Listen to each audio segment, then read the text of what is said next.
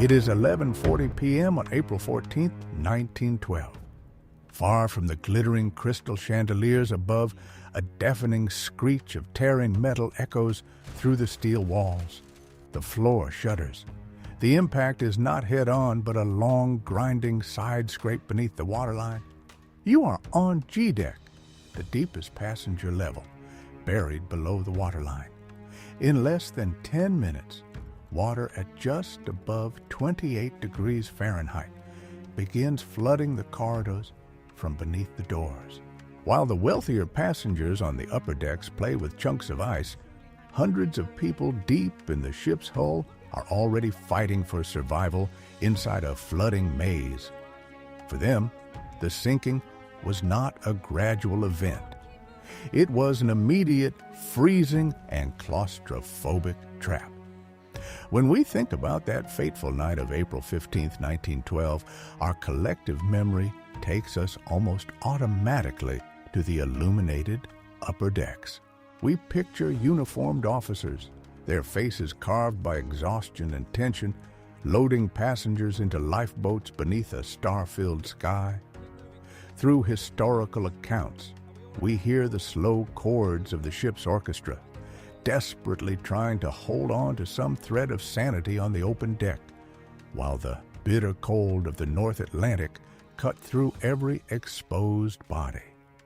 That is the story the world has learned to tell and retell for over a century, a chronicle focused on the bravery of some, the confusion in the open air, and the catastrophic failure to provide enough seats in the lifeboats for everyone aboard.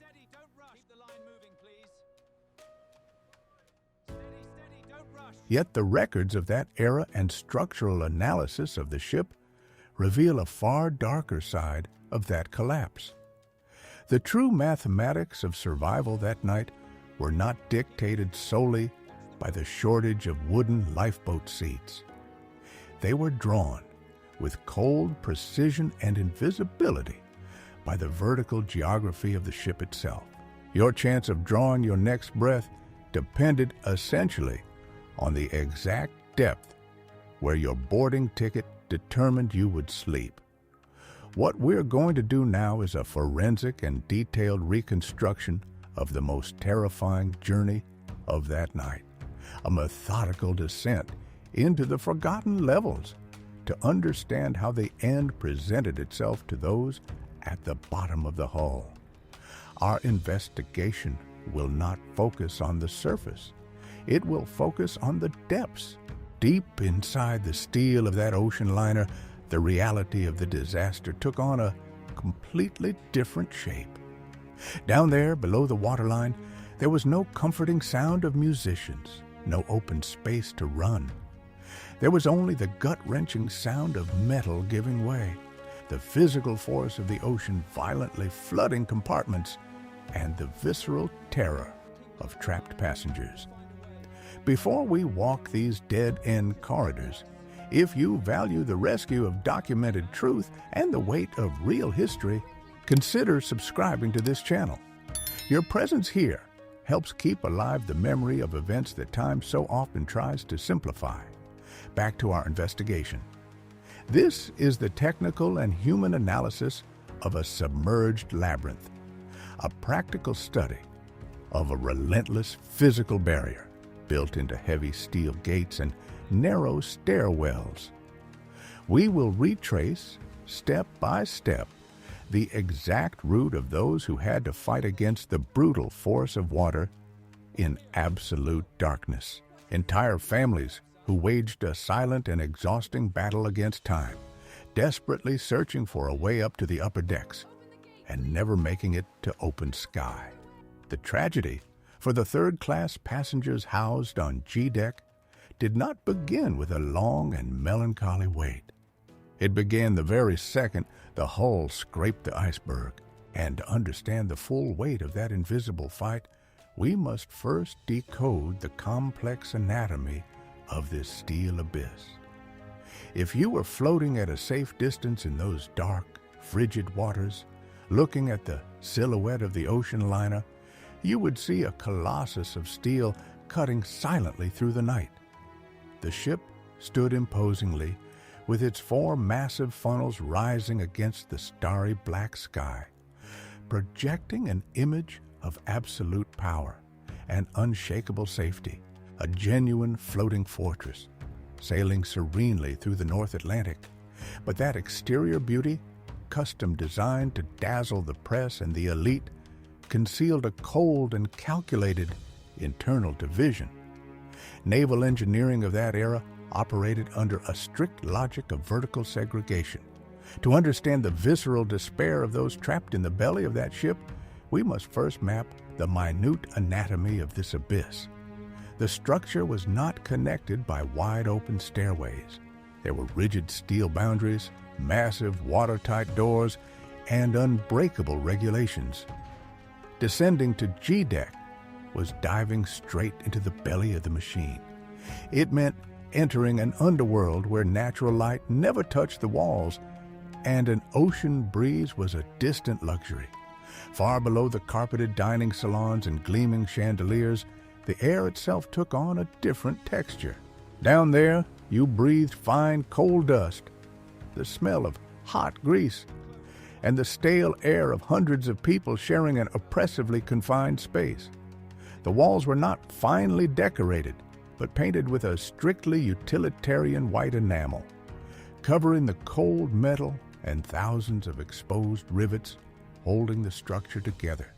Under enormous pressure, this deep, isolated level housed the cabins assigned to third-class passengers.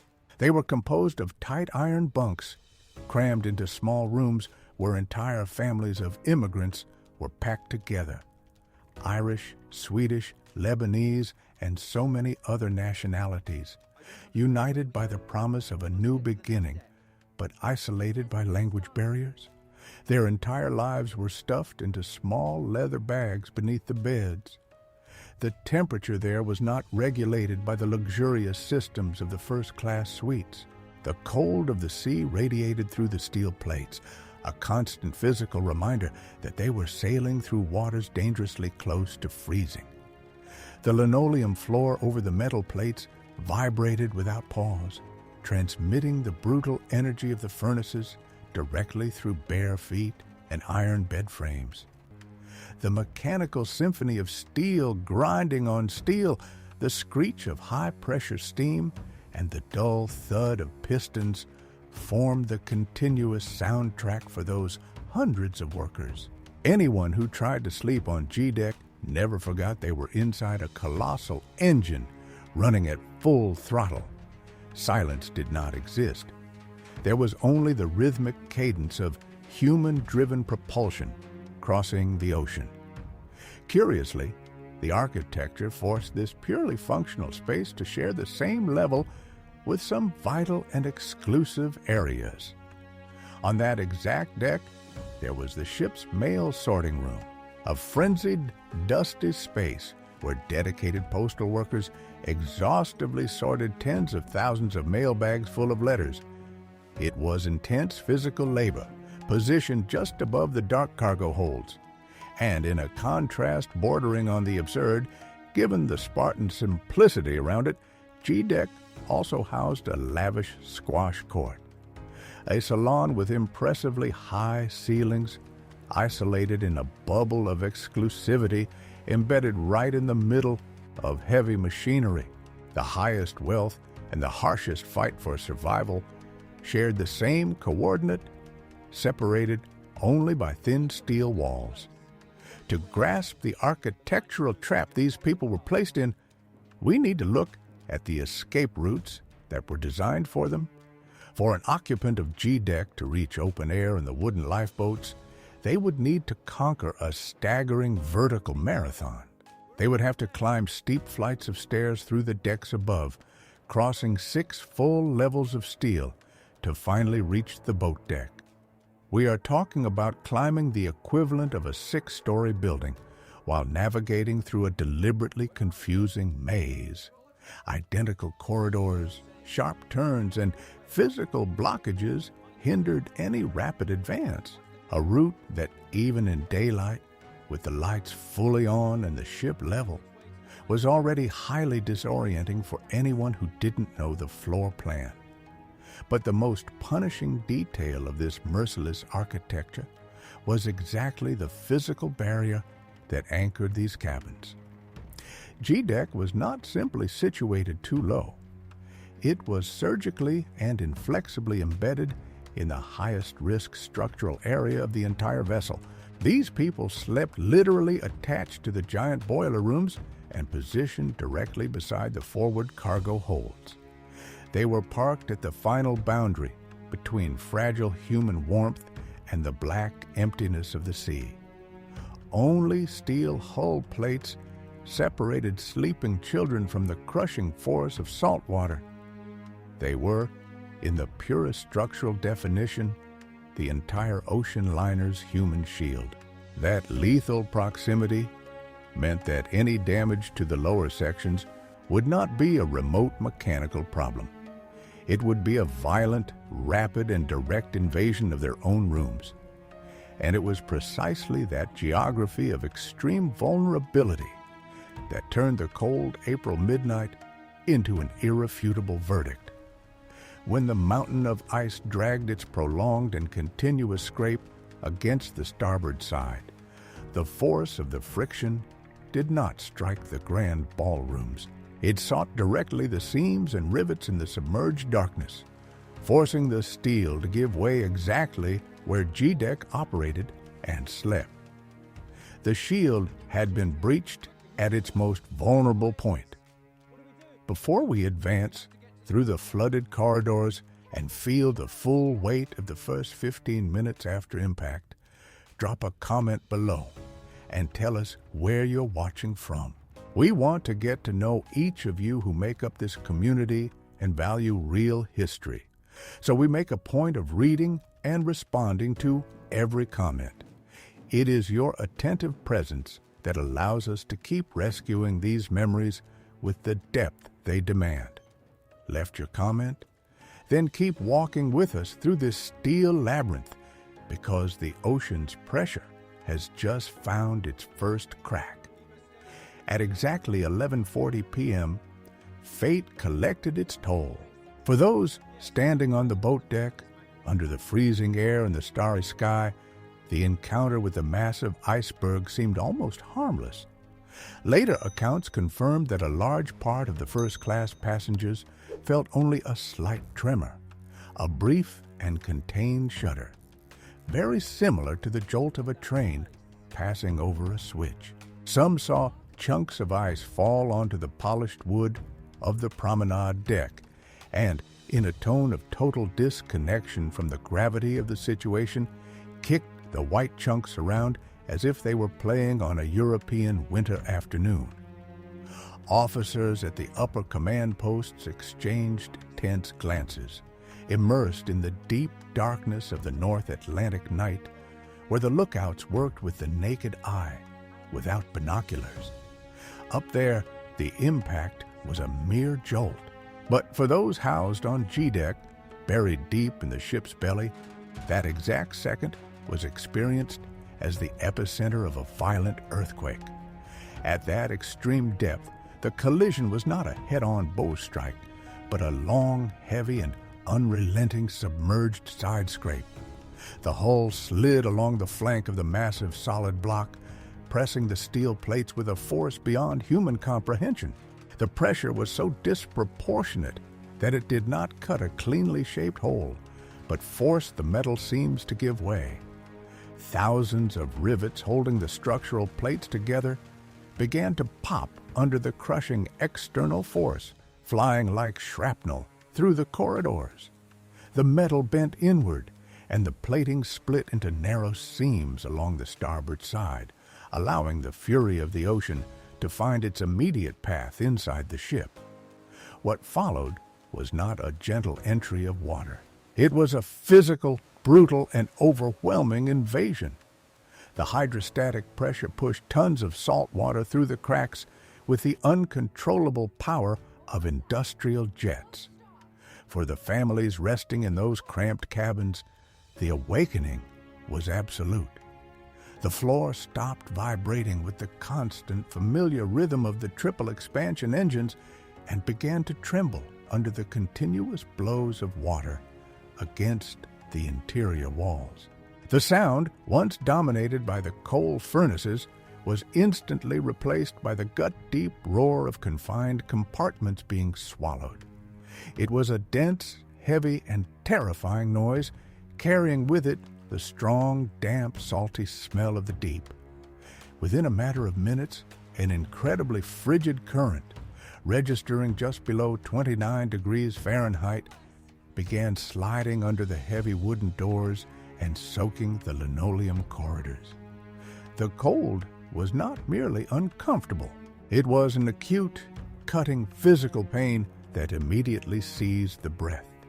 Faces marked by the exhaustion of working-class life, ordinary people hardened by hard labor, completely removed from any glamour, suddenly found themselves thrust into a scene of indescribable terror. Fathers groped in the poorly lit environment, frantically searching for coats, shoes, and grabbing their children by the arms as the waterline rose relentlessly against their heels. If panic was beginning to take hold of the residential corridors, there was a group of workers on that same geographic level who grasped the verdict before any officer on the upper decks. Right there on G-deck, the ship's central mail sorting room operated. These were experienced employees who spent their days surrounded by thousands of canvas sacks full of letters and packages. Positioned tragically close to the forward cargo holds, they were on the front line of the structural damage. For these men, the warning did not come through a telephone from the bridge. The warning took the shape of a black torrent of water that burst through the lower partitions and poured violently into their work area. The scene that unfolded in the postal room was one of a sense of duty, bordering on sacrifice. Instead of abandoning their posts and running to the stairways in search of personal salvation, the chief and assistant postal workers launched an insane battle against the ocean. The water rose at a terrifying speed, and they began frantically dragging the heaviest registered mail sacks to the upper floors. The physical effort was colossal. They worked with the water hitting first their shins, then their knees, and within minutes, reaching their waists. The oppressive force of the sea weighed against their legs with every step climbed, brutally sucking the warmth from their bodies beneath the still stable lighting of the room. That lonely and exhausting fight was the first true sign that the giant had been mortally wounded. While engineers on the upper deck still debated the viability of the suction pumps, on G-deck there was no room for optimistic math. The cold, violent reality had already taken over. The water was not merely leaking, it was storming through spaces, claiming the low corridors, filling the cargo holds, and eliminating any chance of manual containment. For the immigrants packed into the nearby dormitories, those first 15 minutes set the cruel rhythm of that night. The vessel would not succumb all at once. The weight of the water would pull the bow downward methodically, tilting the structure millimeter by millimeter. The water would advance from room to room, corridor to corridor, like a predator pushing its victims into ever smaller spaces. And for the occupants of the liner's belly, the escape route had been severely compromised from the instant the hull was ripped. Flights of stairs that should have served as paths to the surface were already being overtaken by reverse current, blocking the most logical passages. There were no wide exits, no fresh air. The only chance of not being consumed by the rapid advance of the icy waters was to keep climbing. To push physical limits climbing through labyrinthine corridors, fighting for every inch of stair space with dozens of other desperate people. But the urgency of the moment was about to collide with an invisible and far more dangerous wall. the physical despair met the communication barrier. The panic of not being able to read your own path was beginning to isolate entire families, closing the doors of salvation before they could even get close. For those on G-deck, the ocean was not the only enemy that night. The ship itself had transformed into a relentless predator. As the salt water advanced brutally through the lower corridors, the families who managed to get out of their flooded cabins ran straight into a frightening reality. The dormitories were not designed for rapid evacuation. The naval engineering of that era designed the deepest decks as a deliberate maze, built not to facilitate movement, but to contain human flow and ensure the rigid and physical separation of the social classes. The escape routes were intentionally confusing, with narrow staircases that doubled back on themselves, long and incredibly identical corridors, and heavy watertight doors that seemed to block the path at every turn. It was a genuine web of steel. For a working man or a father trying to feel his way toward an exit with the icy water already at his knees, disorientation was almost immediate. The cruelty of that architectural blueprint haunts scholars to this day. Understanding the true scale of that trap requires looking closely at the class structure and the engineering that rigidly separated those three worlds inside a single hull. And it was precisely to document with accuracy those geographic divisions, the maps, and the hidden workings of the machine that we assembled a complete historical dossier. Our ebook, called The Anatomy of the Giant, features original diagrams, historical records, and focuses on the structural details that the ocean tried to hide.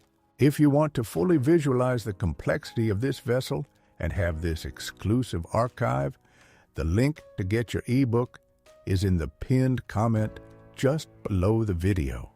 It is a deep and essential resource for anyone who values real history. Returning to our journey through the flooded corridors, the physical complexity of the design collided head-on with an invisible and equally lethal obstacle, the language barrier. That level of the ship was a genuine melting pot of nationalities. There were Swedes, Irish, Lebanese, Syrians, Italians, and Croatians, all crammed into the same working-class ecosystem. A large part of those immigrant families did not speak, understand, or read a single word of the language used by the crew. When the ship took the blow and the crowd began pushing toward the upper staircases, the sonic chaos became deafening. Dozens of different languages echoed off the metal. There were cries for missing family members and desperate questions that no one nearby could clearly answer. The few directional signs that existed on the dark walls were written exclusively in English. Vital instructions on where to find life jackets or which way to go to reach the boat deck were nothing but incomprehensible letters to the vast majority of those mothers and fathers. There was no time for translation, and above all, no PA system to guide that trapped mass of humanity. The situation worsened by the minute. The reverse flow of water had already begun to swallow the most logical exit stairways. Entire groups, realizing that one vertical path was blocked by the violent current rushing down the steps, quickly turned back. In doing so, they collided head-on with hundreds of other people running in the opposite direction, trying to escape the collapse of a nearby wall. It was a human crush in the dark, shaped by the physical force of the water and compounded by the absolute absence of communication. Some cabin stewards tried to guide small groups, operating at the breaking point of nervous exhaustion. They gestured and tried to point out alternative routes, but the noise of tearing steel and the crash of bulkheads giving way under hydrostatic pressure drowned out any command. And even when a family managed, through sheer physical force and pure instinct to find the right staircase for the long climb toward the surface, the nightmare was far from over. As they climbed the first flights breathlessly, with the water at their heels, they did not find freedom and the fresh ocean air. They slammed into something far more definitive and cruel. The steel labyrinth did not end at an open exit. It ended at a locked gate, a cold barrier imposed by regulations far older than the ship itself. When the first exhausted families finally overcame the reverse current and reached the top of the first stairwell, the expected relief never came. Instead of free, illuminated corridors leading to the upper decks, they found a relentless physical barrier. Heavy steel lattice gates, stretching from floor to ceiling, completely blocked the passage.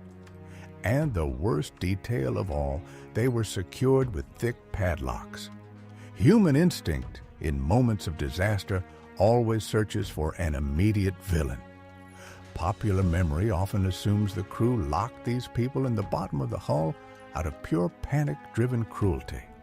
But the documented truth reveals an even colder and more calculating mechanism: bureaucracy. Those gates were not shut hastily during the sinking. They had been strictly locked from the moment the ship left Europe. At the time, the public health and immigration laws of the United States were incredibly rigid. The U.S. government required by federal law that immigrants housed in third class be physically separated from the other passengers throughout the entire ocean crossing.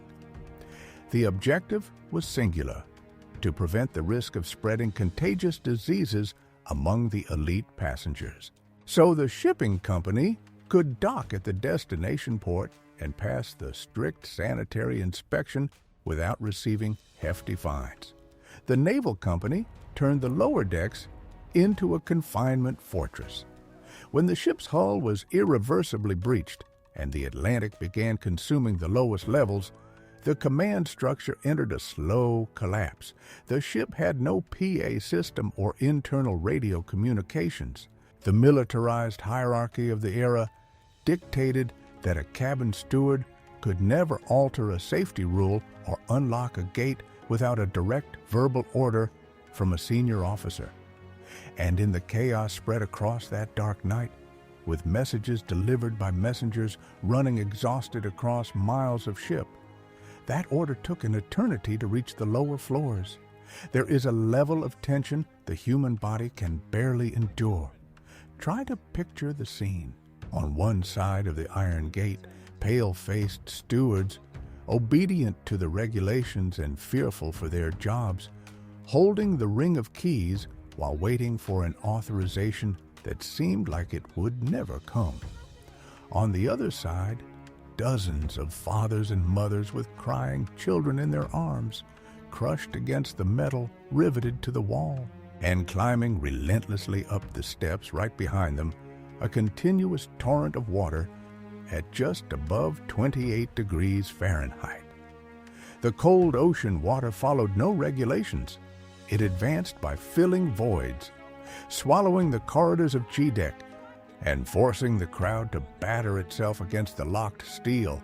When some officers finally descended with the urgent order to clear the passage, or when groups of enraged passengers managed to break the locks through sheer physical force, a vital portion of time had already slipped through their fingers. The water had already overtaken dozens of cabins, and the ship was already beginning to pitch its bow heavily downward, turning the walk through the wet corridors into a deadly climb. The sanitary law meant to protect a nation became the invisible executioner of hundreds of people. The bureaucratic requirement locked the passages, and the weight of the sea did the rest. However, the despair of those still trying to find the way out through the belly of the Colossus would take on far darker contours. Up to that exact moment, the fight had been waged against the flooding, the labyrinth, and the gates. But the worst possible scenario was about to swallow the third-class corridors. The true tactile terror would manifest when the last thread of power failed. The ocean water, at barely above 28 degrees Fahrenheit, forgave no failure. As the corridors of G-Deck and the adjacent cargo holds were brutally consumed, the flooding reached a new critical point. The water was not just breaking down cabin doors and dragging heavy furniture. It was invading the local electrical panels and conduits. While the orchestra still played on the upper decks under the warm yellow glow of electric lamps, the ship's underworld was experiencing its own premature apocalypse. The salt water caused violent short circuits in the lower sections. The ceiling lamps scattered through the dormitories and access corridors flickered frantically, let out a dry crack, and died. Long before the ship's final and definitive blackout, the deepest corridors plunged into absolute darkness. Have you ever tried to climb a steep staircase with your eyes closed, feeling the slippery floor and dozens of panicked people shoving you from every direction? What unfolded next was a purely tactile, primal, and desperate fight. With no source of light whatsoever, families had to use their hands on the wet steel walls to try to navigate the maze. The tilt of the floor grew severely by the minute. The ship's bow sank, lifting the stern and transforming the once perfectly flat corridors into slippery metal slopes. The flow of water, which had only been lapping at heels before, now cascaded down the stairwells like a heavy black and freezing waterfall. The ambient sound was deafening. The crash of bulkheads giving way, the constant roar of water invading new compartments, and the screams of people separated from their relatives in the pitch dark formed a symphony of pure human terror. Mothers held their children with irrational strength, trying not to slip on the steel steps as the current crashed violently against their legs. Many tripped over abandoned suitcases, floating wooden crates, and people who had lost the strength to keep climbing. There were no patrols to guide the way down there, no safety lines. There was only the instinctive urgency to climb step by step, fighting gravity, the crushing force of the water, and the complete absence of sight. The early failure of the power systems sealed the fate of dozens of families who simply could not find the correct path in the dark. They became disoriented in dead-end corridors, misled by the oppressive architecture, until the pressure consumed the last air pocket. That agonizing vertical climb toward the surface was the cruelest physical test of that night, and the final impact of that sum of terrors, blind architecture, bureaucratic gates, and impenetrable darkness, would soon be translated very coldly into brutal mathematics. When sunlight finally touched the surface of the North Atlantic the following morning, the rescue ship encountered the final tally of the trap. The mathematics of the disaster were cold and irrefutable, proving absolutely that the sinking did not hit everyone equally. Of the total on board, 1,903 lives were lost forever, while only 710 people managed to survive. But the most brutal statistic lies in the vessel's vertical division. In first class, housed on the highest decks with privileged access to the lifeboats, the overall survival rate was 62%. Remarkably, 97% of the women in that group were saved. On the other hand, for the third-class passengers, embedded at the bottom of the hull and blocked by the steel labyrinths, the overall survival rate plummeted to a brutal 25%. Collective memory tends to focus on people in life jackets floating on the surface who succumbed to hypothermia in the open sea. However, the forensic analysis and the architectural failure point to an even darker reality. On G-Deck, A massive portion of the occupants of those lower levels never even made it to see the starlit night. Many of these families did not perish from the cold while awaiting rescue. They lost their lives trapped inside their own flooded cabins or pinned in dark, dead-end corridors. The incalculable weight of tons of salt water sealed the heavy doors irreversibly, preventing any chance of physical escape. Naval geography delivered the verdict. For these people, the bottom of the ship became, within the very first moments of the hull breach, their permanent tomb. For the passengers confined to G-deck, the mighty ocean liner was never, in fact, a floating palace. On that cold morning of April 15, 1912, the marvel of modern engineering rapidly became a steel tomb sealed under the crushing force of the ocean. The tragic journey of these families proves, in the most painful and definitive way, that the sinking was far from an equal opportunity event. While some groups on the upper decks had precious hours to comprehend the danger, organize the lifeboats, and say goodbye to their loved ones under the freezing breeze and a star-studded sky. Those allocated below the waterline faced a completely different fate. They dealt with the absolute despair of a dark, violent, and wholly unwarned confinement.